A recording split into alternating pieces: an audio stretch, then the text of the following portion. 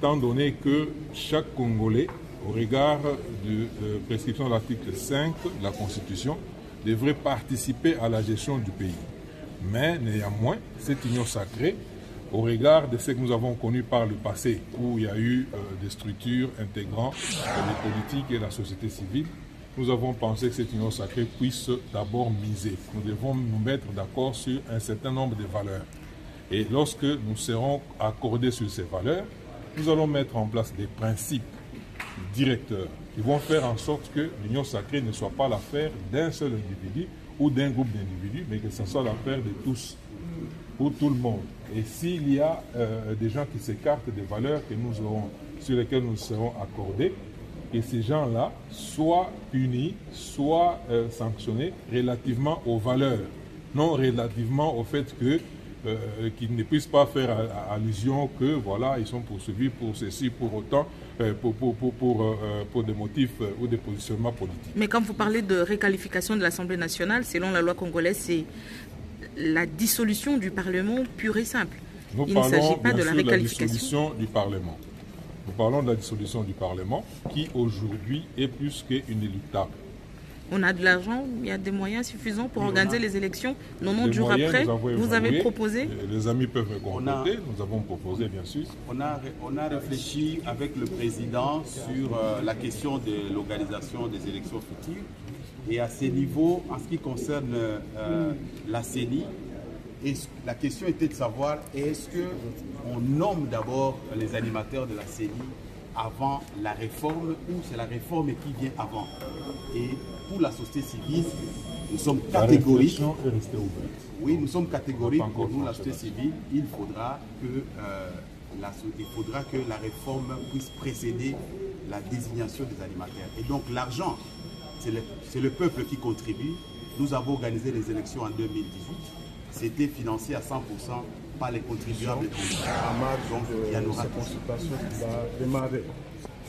Dans notre message que nous lui avons déposé, sous forme d'un cahier de charges, nous avons énuméré 8 points.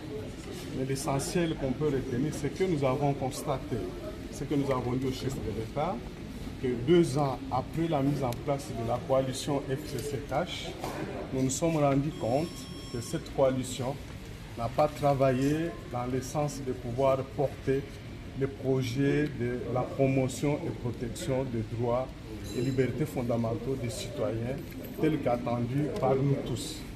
Et que par conséquent, nous avons proposé au président de la République et nous l'avons encouragé à poursuivre avec ces consultations en vue de déboucher sur la réqualification de la nouvelle majorité et une nouvelle action gouvernementale qui devra porter les vrais projets de société tels que repris dans la constitution de la RDC, à savoir de vouloir construire au cœur de l'Afrique un état de droit démocratique. Et jusqu'ici, nous sommes rendus compte que la majorité FCC-CACH n'est pas en mesure d'amener la RDC et son peuple vers la réalisation de ces projets. Et le président va appeler à une union sacrée pour la nation. Quelle forme devrait prendre cette union selon vous?